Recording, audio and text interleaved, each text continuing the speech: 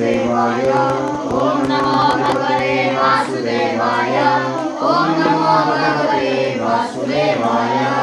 नारायणं नमस्कृत्य नरं चैव नरोत्तमं देवीं सरस्वतीं व्यासं ततो जयमुदीरयेत्। नष्टप्रायेषु भद्रेषु नित्यं भागवतसेवया भगवती उत्तमश्लोके भक्तिर्भवति नैष्ठिकी।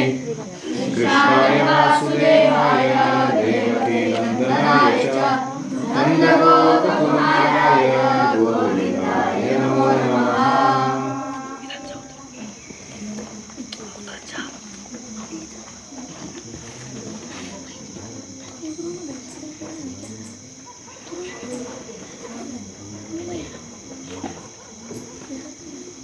हरे कृष्णा। हम पढ़ रहे हैं ग्रंथराज श्रीमद् भागवतम स्कंध दूसरा अध्याय 10वां श्लोक संख्या 23। वस्तुनोऽब्धकाठिन्य लघुगुरुवोष्णशीततां जिघृक्षत्वस्त्वंग निर्भिन्ना तस्यां रोममहीरुहाः तत्र चान्तर्बहिर्वातस्त्वचालब्धगुणोऽवृतः। जब पदार्थ के भौतिक गुणों यथा कोमलता कठोरता उष्णता शीतलता हल्कापन तथा भारीपन को देखने की इच्छा हुई, अनुभूति की पृष्ठभूमि त्वचा के छिद्र रोम तथा उनके अधिष्ठाता देव वृक्ष इनकी उत्पत्ति हुई। त्वचा के भीतर तथा बाहर वायु की खोल है जिसके माध्यम से स्पर्श का अनुभव होने लगा। हरि ओम सहनावतु सहनौ भुनक्तु सह वीर्यं करवावहै तेजस्विनावधीतमस्तु मा विद्विषावहै। ओम शांति शांति शांति।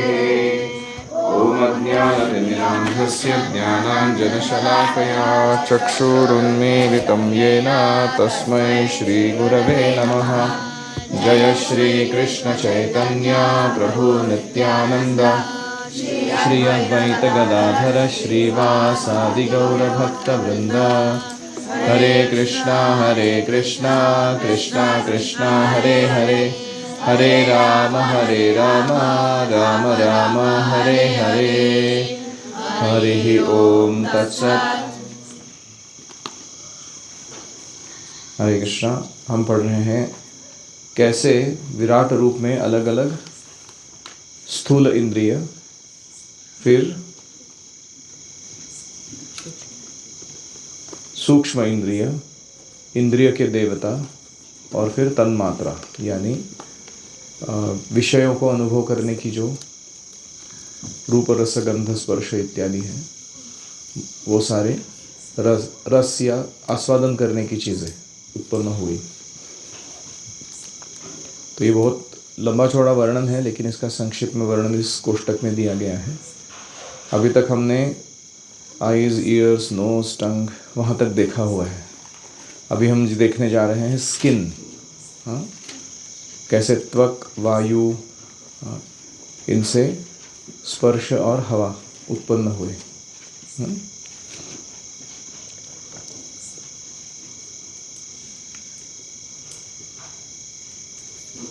तो इस श्लोक में जो वर्णन है, गर्भोदक्षाई विष्णु हमारी ओर से इच्छा कर रहे हैं, हमारी इच्छा को पूरा करने के लिए कि कोमलता, कठोरता, उष्णता, शीतलता, हल्कापन, भारीपन इसको मैं अनुभव करूं। तो इसलिए इसको करना है तो त्वचा की ज़रूरत है। आप देखो, त्वचा को कोमल स्पर्श समझ में आता है। आपका हाथ घुमाइए अपनी त्वचा पर और किसी हार्ड वस्तु पर घुमाइए, कठोरता ज़मीन पर। ऐसे ही उष्णता ठंडे ज़मीन पर रखिए, कोल्ड शीतलता। और कोई वस्तु हल्की है कि भारी है, ये हल्की है, इसको उठाना हो तो भारी है बहुत। तो ये सब कैसे अनुभव होता है? त्वचा के माध्यम से। तो त्वचा और त्वचा के छिद्र, फिर रोम, रोमावली जो उसके ऊपर बाल होते हैं। तो त्वचा के कौन है? वायुदेव। उसके लिए रोमों के लिए कौन है? वृक्ष, रोमावली। तो जो वृक्ष है वो विराट रूप के रोम है, समझ रहे हैं? इसलिए पेड़ क्यों नहीं काटने चाहिए? पेड़ काटने से दारिद्र्य बढ़ता है और मरुस्थल बढ़ते हैं, वाळवंट। जमीन जो है वो बंजर होने लगती है धीरे धीरे, क्योंकि पृथ्वी के नीचे का जो पानी है, सतह के नीचे का, उसको पकड़ के कौन रखता है? पेड़ पकड़ के रखता है। ऐसे कहते हैं कि एक बैनियन का वृक्ष, वट वृक्ष, 10 लाख लीटर पानी बारिश के दौरान वो आकाश से लेकर पृथ्वी में स्थापित कर देता है। आप समझ रहे हो कितना पेड़ जरूरी है? अगर उसको ही निकाल देंगे हम तो क्या बचेगा? कल दिखा रहे थे कोई न्यूज़ चैनल पे कि बांग्लादेश में कुछ मुसलमान लोग हैं, वो 800 वर्ष पुराने वटवृक्षों को काट रहे हैं। क्यों? क्योंकि वो हिंदुओं के वर्शिप के प्रतीक है, आदर करते हैं उनको हिंदू, तो हम काटेंगे उसको। कितने मूर्खता का काम है वो, क्योंकि वो खुद के ही पर्यावरण को भी नष्ट कर रहे हैं, अपने ही जीवन को भी थोड़ा खतरे में डाल रहे हैं, क्योंकि ये पता नहीं है, भागवतम पढ़ा नहीं कभी। तो त्वचा के भीतर की वायु तथा बाहर की वायु, इसमें दोनों अलग अलग परत है। अगर आप स्किन का स्ट्रक्चर देखोगे तो आपको समझ में आएगा कि दोनों जगह वायु मौजूद है, त्वचा के नीचे और ऊपर। और इसके कारण स्पर्श का अनुभव होता है व्यक्ति को। अगर इसकी संवेदना चली जाए, कभी कभी होता है व्यक्ति को कि कुछ पार्ट्स में उसके वो संवेदना खत्म हो जाती है। जैसे ये टाच है ना, क्या कहते हैं उसको? हील्स। उसके ऊपर बहुत मोटा चमड़ी, मोटा चर्बी, स्किन चढ़ जाता है, तो वहाँ का सेंसेशन ही चला जाता है। देखा आपने? हाथ घुमाने पे भी कुछ नहीं होता, वहाँ समझ में नहीं आता कि टच किया था किसी ने। तो इस प्रकार ये सारे अनुभव, कोमलता, कठोरता, उष्णता, शीतलता, हल्कापन, भारीपन अनुभव करने के लिए ये सारे त्वचा, छिद्र यानी रोमकूप और फिर रोम, ये स्पर्श के मामले में एक दूसरे पर आश्रित है। इनकी निर्मिति हुई और फिर वायु की निर्मिति हुई। शरीर के रोमों तथा पृथ्वी के शरीर पर उगी वनस्पति में निकट संबंध है। वनस्पतियां त्वचा के लिए पोषक हैं, भोजन के रूप में तथा औषधि के रूप में भी। त्वचमन्यस्य विनिर्भिन्ना विविशुर्धिष्ण्यम औषधि। तो जो व्यक्ति सब्जी, फल, तरकारी बहुत भरपूर मात्रा में खाता है, उसकी स्किन चमकती है, हाँ, उसके बाल घने होते हैं और उसको स्पर्श का अच्छा संवेदनशीलता होता है उसके शरीर में। और जो अति मांस खाता है, उसके बाल जल्दी झड़ते हैं और उसके संवेदनशीलता कम हो जाती है त्वचा के ऊपर की, बिकम्स रफ एंड हार्ड धीरे धीरे। तो प्रकृति के वनस्पतियों का और हमारे रोमावलियों का ऐसा संबंध है, समझ रहे हैं? हस्तौ रुरुहस्तुस्तस्य नाना कर्म चिकीर्षया तयोस्तु बलवान इंद्र आदानमुभयाश्रयम्। तत्पश्चात जब परम पुरुष को नाना प्रकार के कार्य करने की इच्छा हुई तो 2 हाथ तथा उनकी नियामक शक्ति एवं स्वर्ग के देवता इंद्र, इनके साथ ही दोनों हाथों तथा देवताओं पर आश्रित कार्य प्रकट हुए। तो विराट रूप के हाथ कैसे उत्पन्न हुए? कार्य करने की इच्छा हम सबको होती है ना। जैसे अभी इसको इच्छा हो रहा है कि वो पानी पलटे क्लास के बीच में बैठ के, ऐसे ही अड़तेड़े इच्छाएं करते रहते हैं जीव को भी कोई, जिसकी ज़रूरत नहीं होती है। तो उसके लिए साधन चाहिए, तो साधन के रूप में हाथ दिए गए, कार्य संपन्न करने के लिए हाथ दिए। हाथ खूब बहुत महत्वपूर्ण है और हाथों से काम करना भी बहुत महत्वपूर्ण है। जितना ज़्यादा हम हाथों से काम करेंगे उतना हमारी क्रिया शक्ति और बल शक्ति और इच्छा शक्ति पावरफुली डेवलप होती है, बहुत विकसित होती है। हाथ से काम नहीं करेंगे, टालेंगे, मैं क्यों पोछा लगाऊं, मैं क्यों वो उठा के इधर उधर करूं, मैं सामान ऐसा गंदगी को क्यों यहाँ से कूड़ेदान में ले जाके डाल दूँ, मैं टालने का प्रयास करूँगा, तो आगे चल के क्रिया शक्ति, बल शक्ति और इच्छा शक्ति तीनों कमज़ोर पड़ जाएंगे जीवन में। जो लोग हाथों से काम करते हैं वो बहुत तगड़े इच्छा शक्ति वाले लोग होते हैं।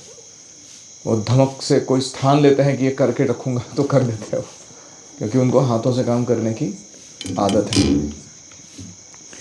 तो हाथ का उपयोग जो है वो भगवान की सेवा में लगाना चाहिए हमें अच्छे से, उनको गलत कामों में नहीं लगाना चाहिए हाथों को। फिर उनकी नियामक शक्ति कौन है हाथों की? इंद्रदेव। इंद्र, ये सारा कार्य शक्ति जो ब्रह्मांड के 33 करोड़ देवता हैं उनमें से भी उनकी भी कार्य शक्ति वो इंद्रदेव से आती है, इसलिए बहुत विशेष है वो।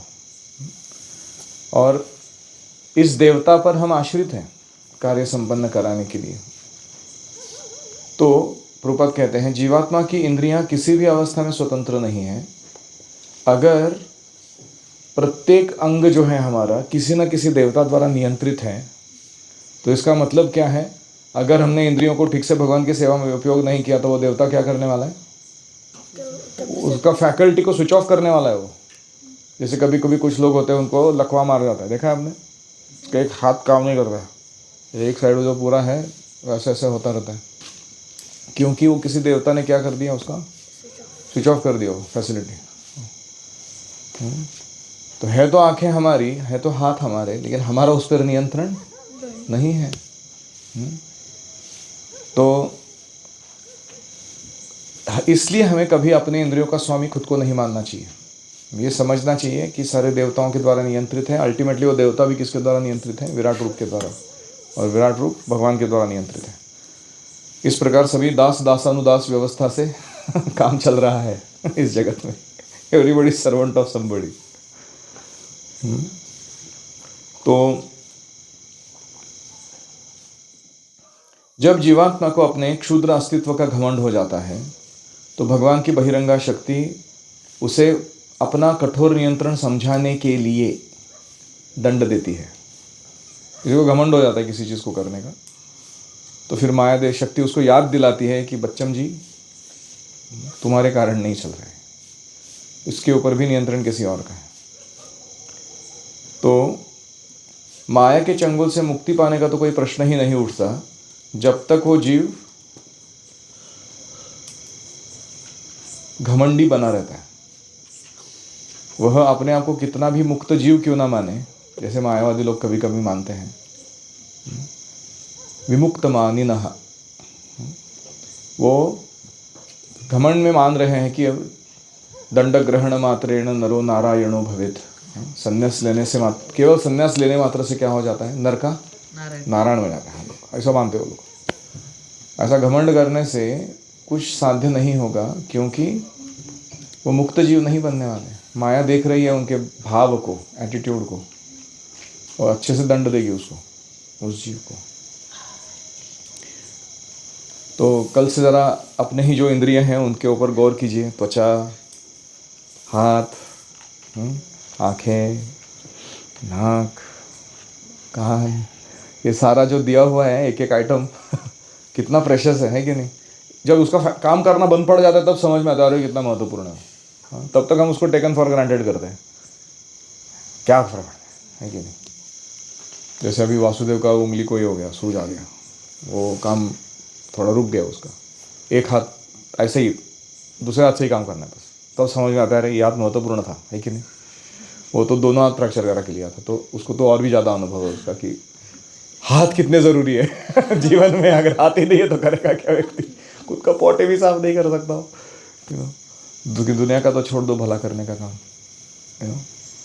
तो इसलिए वी शुड नॉट बिकम घमंडी वाइल हैंडलिंग अवर सेंसेस। कभी कभी सेंसेस परफेक्टली काम करती रहती है ना, तो हमें एक अजीब तरीके का गर्व होता है। आपने अनुभव किया उसको?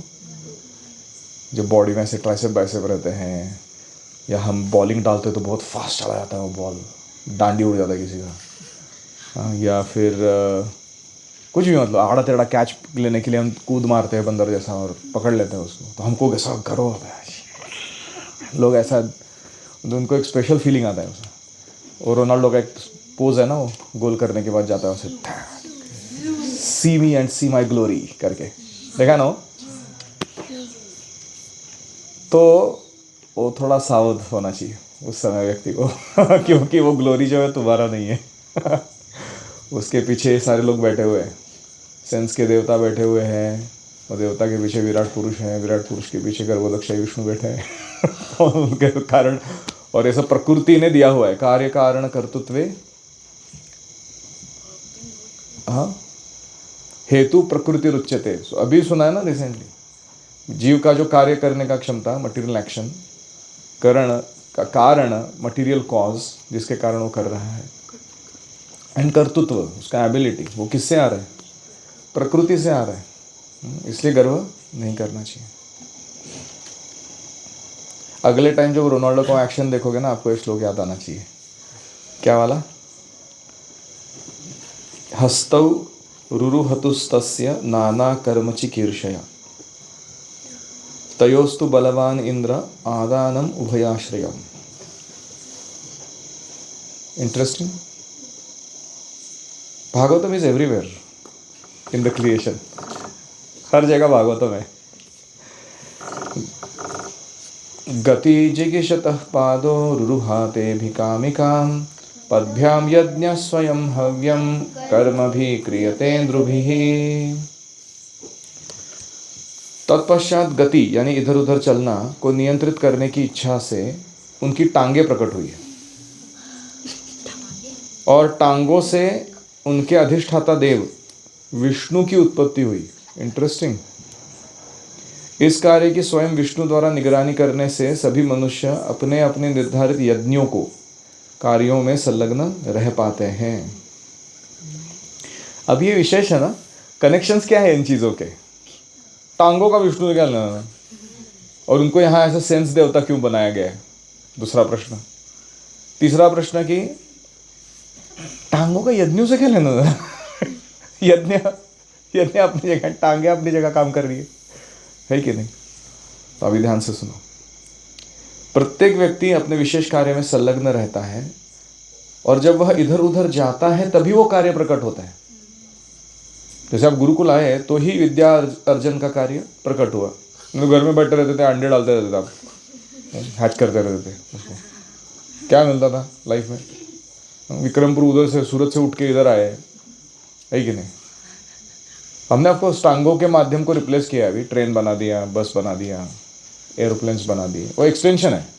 टांगों के कार्य का क्या है? वो थोड़ा सोफिस्टिकेशन हो गया वो। लेकिन कार्य कर संपन्न करना है और कुछ जीवन में अलग अलग वस्तुओं को हासिल करना है, तो यहाँ वहाँ जाना ही पड़ता है ना। एक जगह बैठ के नहीं मिलता। हम क्या अजगर है?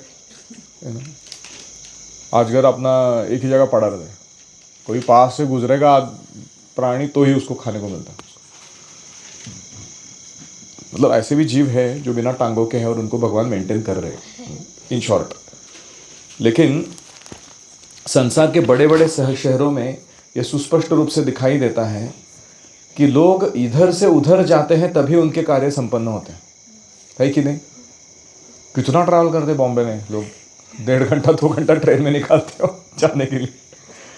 यह गतिशीलता बड़े बड़े शहर तक ही सीमित नहीं है। शहर के बाहर भी विभिन्न वाहन एक स्थान से दूसरे स्थान तक या एक शहर से दूसरे शहर जाते दिखाई देते हैं। लोग व्यापार की सफलता हेतु सड़कों पर कारों, रेलों, पृथ्वी के भीतर भूमिगत रेलों से भी चलते रहते हैं। अंडरग्राउंड ट्रेन्स, यहाँ तक कि आकाश में वायुयानों से यात्रा करते रहते। किंतु इन समस्त गतियों का मूल उद्देश्य क्या है? सुखी जीवन के लिए धन अर्जित करना है कि नहीं? All goal of all movement किस लिए? सुखी जीवन जीना है, इसलिए धन चाहिए। इस सुखी जीवन के लिए सारे विज्ञानी, कलाकार, इंजीनियर, टेक्नीशियन मानव क्रियाशीलता की विभिन्न शाखाओं में लगे रहते हैं, किंतु वे ये नहीं जानते कि मानव जीवन के उद्देश्य पूर्ति के लिए कार्यों को किस प्रकार सार्थक बनाएं। यानी इनका कहने का मतलब क्या है? तुमको एनर्जी एक्सपेंड करनी है, कार्य करने के लिए शक्ति का व्यय करना है। तो एक सिस्टम है यूनिवर्स में दिया हुआ कि इस कार्य शक्ति को तुम विष्णु की प्रसन्नता के लिए स्पेंड करो, तो तुम्हारा भरण पोषण, भौतिक सुख और आध्यात्मिक आनंद तुम्हें बैठे जगह पर प्राप्त हो जाएगा, जहाँ हो वहीं पे प्राप्त हो जाएगा। ऐसा यूनिवर्स का अरेंजमेंट है। यज्ञार्थात् कर्मणः अन्यत्र लोकोयम कर्म बंधनः, 3.9 भगवद्गीता, है कि नहीं? तो जो व्यक्ति यज्ञ संपन्न करता है, भगवान विष्णु को प्रसन्न करता है अपने कार्यों से, उसको बैठे जगह पे सारा भरण पोषण मिल जाता है। और जो ऐसा नहीं करता, वो इतना घूमने घामने के बाद भी उसको कुछ नहीं मिलता, हाथ नहीं लगता। हो सकता है धन हाथ लगे, लेकिन सुख हाथ नहीं लगता ऐसे लोगों को। तो इसलिए परम भगवान विष्णु को लोग पूरी तरह भूल चुके हैं और यह मान बैठे हैं कि हम कार्य संपन्न तो करेंगे, लेकिन इंद्रिय भोग के लिए करेंगे। ये गलती वो माया के कारण कर रहे हैं। यह गलत देहात्म बुद्धि मन शांति नहीं प्रदान करेगी। प्रकृति के साधनों का उपयोग करते हुए हमें ज्ञान की वृद्धि करनी चाहिए, लेकिन वो ज्ञान की वृद्धि भगवान की ओर ले जाने वाली होनी चाहिए।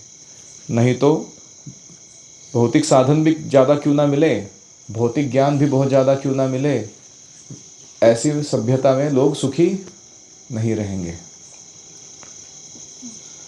स्वे स्वे कर्मणि अभिरतः संसिद्धिं लभते नरः, स्वकर्म निरतः सिद्धिं यथा विन्दति तच्छृणु।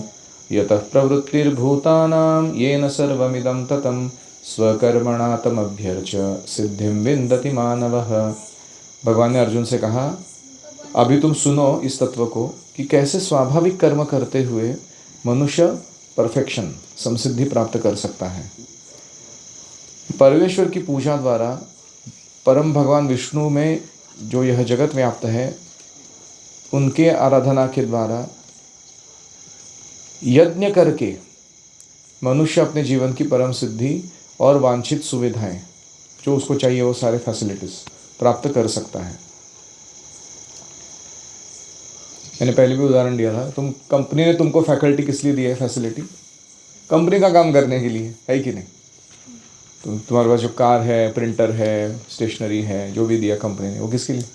कंपनी का प्रॉफिट बढ़ाने के लिए, तुम्हारा खुद का प्रॉफिट बढ़ाने के लिए। तो इसलिए हमें हमारे पास जो दिया है भगवान ने, उसको भगवान की सेवा में लगाना चाहिए। भगवान का मिशन को बढ़ा देना चाहिए आगे सबके पास। अपने आप हमारा भरण पोषण आता रहेगा, हमको चिंता करने की ज़रूरत नहीं है उसके बारे में। तो हमें नियम पूर्वक कार्य करने चाहिए। भगवान विष्णु को प्रेम भक्ति अर्पण करने में जो दक्ष है, ऐसे अधिकारी व्यक्तियों से बताए हुए विधि को पालन करना चाहिए, भगवान की अच्छे सेवा करनी चाहिए। तो ये सब हम अगर करेंगे तो हमारे टांगों का क्या हो गया? अस्तित्व सफल हो गया। इसलिए भगवान विष्णु मनुष्यों की टांगों पर विशेष नियंत्रण रखते हैं, क्योंकि वो यज्ञ करने के निमित्त बने हैं। समझ में आया? एनी कमेंट्स और क्वेश्चंस?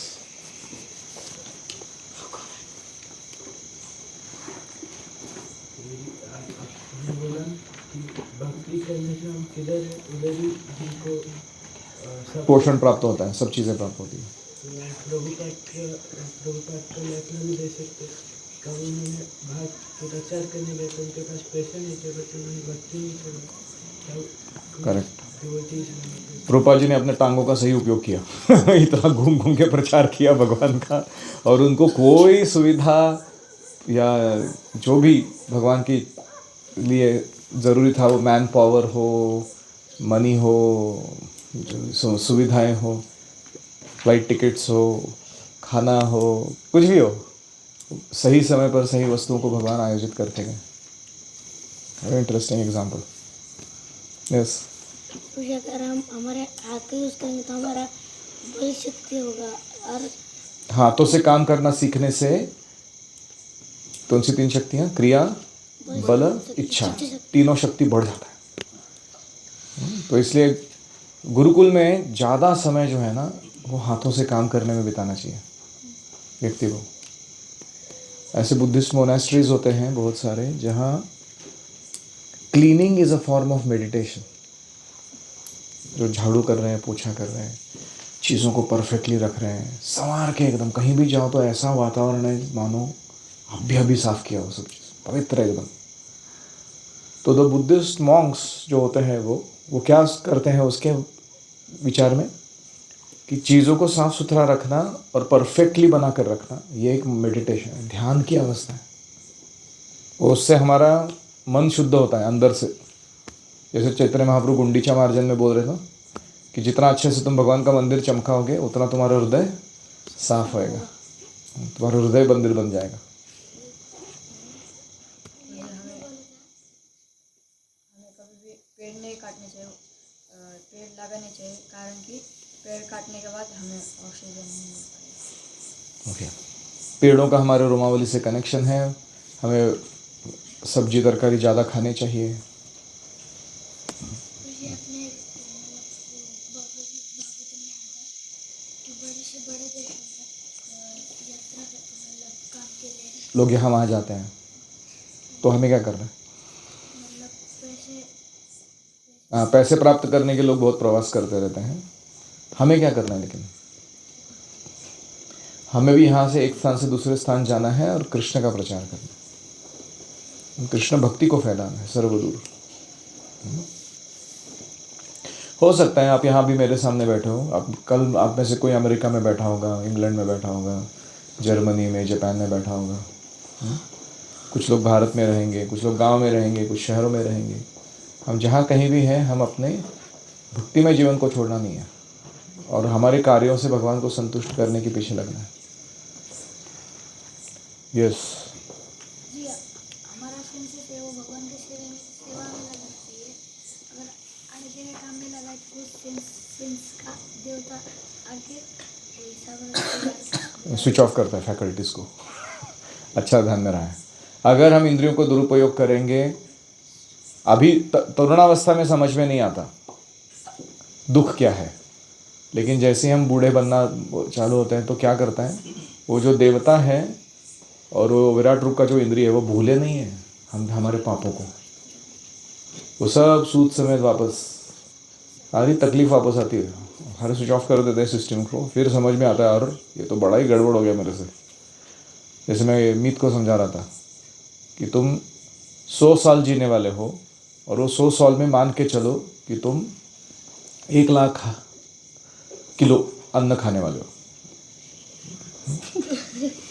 ऐसे मान के चलो, तो अभी तुम 1 लाख अन्न 60 साल में भी खा सकते हो, है कि नहीं? और मर सकते हो। फिर 40 सालों का क्या? वो कहाँ चले गए? क्योंकि वो देवता मॉनिटर कर रहे हैं। तुम्हारा कोटा जैसे ही पूरा हो जाएगा 1 लाख kg का, फिनिश्ड, शरीर खत्म हो गया उधर ही। तो इसलिए अपना अपना कोटा लेके स्वस्थ रहो और अति मत करो चीज़ों को, नहीं तो वो फैकल्टी जल्दी चली जाएगी तुम्हारे पास खाने की। यस। विराट रूप ब्रह्मदेव के बाद बना ना? विराट रूप ब्रह्म ज्योति के बाद बना, ब्रह्मदेव ब्रह्मदेव के बाद बना। तो फिर ब्रह्मदेव ने कैसे बोला है? क्योंकि विराट रूप ने पहले इच्छा की ना जीवों के लिए बोलने की, या ब्रह्मदेव ने कैसे बोला? मतलब विराट रूप ने इच्छा की ना पहले बोलने की, तब फिर सारे जीवों को बोलने का एक्सेस हुआ। तो फिर ब्रह्मदेव अगर विराट रूप से पहले बने तो भगवान से बात कैसे? देखो ब्रह्मा जी का केस थोड़ा यूनिक है सारे जीवों में, क्योंकि उनको एक स्पेशल एम्पावरमेंट है सृष्टि का आरंभ करने का कार्य। तो उनके जो फैकल्टीज़ हैं, ब्रह्मा जी के अंदर तपस्या करने का क्षमता, ब्रह्मा जी के अंदर भगवान की स्तुति करने का क्षमता है, पहले से ही प्रदत्त है। हालांकि बाकी जीव अभी तक निर्माण नहीं हुए हैं। फिर जब ब्रह्मा जी को सृष्टि का आदेश दिया गया है तो उनको फैसिलिटेट करने के लिए अभी भी प्राइमरी क्रिएशन चल ही रहा है, विराट रूप बन रहा है और उसमें ये सारे अधिष्ठाता देव निर्माण हो रहे हैं और सारे जीवों के अलग अलग इंद्रिय निर्माण हो रहे हैं। वो पैरेलल ही चल रहा है कार्य। तो अब तो ब्रह्मा जी थोड़े विशेष कैटेगरी के जीव है, वो सब हमारे जैसे सबके जैसे नहीं। तो जी विराट रूप के जो पैर है वो भौतिक और इसमें क्या है? विराट रूप के भौतिक पैर में हम क्या है? मतलब विराट रूप का जो पैर है हमारे पैर, हमारे सबके पैरों की गतिविधियाँ वो उनके द्वारा नियंत्रित हैं। मतलब वो दूसरे के जैसे विराट रूप के हड्डियाँ पर्वत है उनके अच्छा अच्छा, वैसे भूपादौ यस्य नाभिर्वियतसुरनीरचन्द्रसूर्यौ च नेत्रे कर्णावाशा शिरोद्यौ मुखमपि यस्य दहनो यस्य वास्तेयमब्धिः अन्तस्थं यस्य विश्वं सुरनरखगोभोगिगन्धर्वदैत्यैः चित्रं रम्यते त्रिभुवनवपुषं विष्णुमीशं नमामि। तो एक श्लोक में सारे विराट पुरुष का वर्णन है वो। भूह पादौ, जमीन जो है वो भगवान के चरण है। यस, तो ये हम बोलते कि मैं इसमें फंस गया उसमें फंस गया, जैसे कि कुछ लोग गैमलिंग करते वगैरह इसमें फंस गया, मैं कुछ नहीं निकल रहा है, पर हम ऐसे हाथ से इसलिए नहीं छूटते क्योंकि हम बहुत घमंडी रहते हैं, पर हमको लगता है कि हम इंडिपेंडेंट हैं। हाँ, हम जितना घमंड करते हैं उतना हम मान बैठते हैं कि हम स्वतंत्र हैं। हालांकि हम भगवान पर सब तरीके से आश्रित हैं। वो तभी समझ में आता है जब फटका बैठता है, कोई समझ में आता है। और घमंड नहीं करना चाहिए था हमें।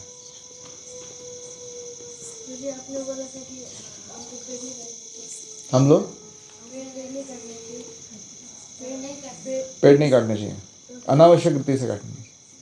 कभी कभी कोई जगह क्लियर करने के लिए ताकि मंदिर बनाया जाए, घर बनाया जाए, तो और पेड़ लगाने चाहिए दूसरी जगह, या उस पेड़ को स्थानांतरित करने चाहिए दूसरी जगह। तो फिर अगर किसी आदमी ने काटा पेड़ और हमने उससे पूछा कि तुमने पेड़ क्यों काटा, तो फिर उसने बोला कि हम लोग पेड़ काटेंगे फिर उसमें जगह बंजर बन जाएगी, तो फिर हम लोग वापस गोबर डाल के उसके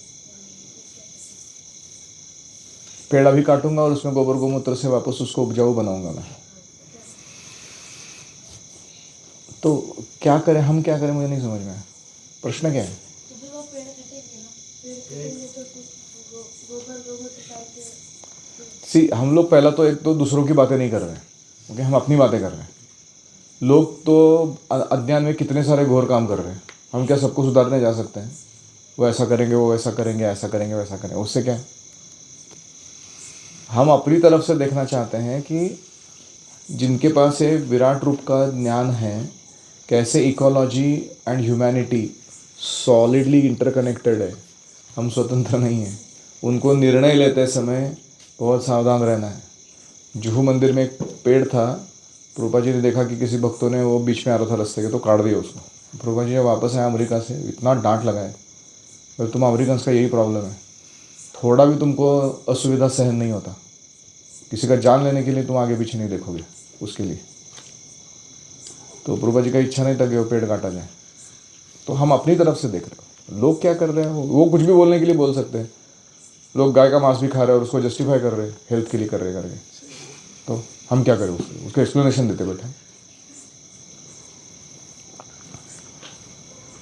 हमने फिफ्थ चैप्टर में वो देखा था विराट रूप का वर्णन, तो उसमें एथियस्ट लोग जो होते हैं बोलते हैं मैटर बोलते हैं कि मैटर सब कुछ है, पर हम इसमें देख सकते हैं कि मैटर के भी अधिष्ठाता देव है, उनके पीछे इंटरेस्टिंग। भगवान है। तो जो भौतिकवादी लोग हैं, साइंटिस्ट लोग हैं, वो बोलते हैं कि सब कुछ क्या है, space and energy, sorry matter and energy in space and time, that is all, that is material world, और कुछ नहीं है। लेकिन हम यहाँ देख रहे हैं कि ये स्पेस, एनर्जी, मैटर और टाइम, इसके पीछे भी एक पार्श्व भूमि में सिस्टम है विराट रूप का। तो we should not believe that all that is there is matter. ये मैटर के पीछे एक पार्श्व भूमि है जिसमें विराट रूप हमारी सहायता कर रहे हैं। ओम हरे कृष्णा कृष्णा कृष्णा हरे हरे, हरे राम राम राम हरे हरे। हरि ओम तत्सत। श्रील प्रभुपाद की जय, समवेत भक्तवृंद की जय, ग्रंथराज श्रीमद्भागवतम की जय।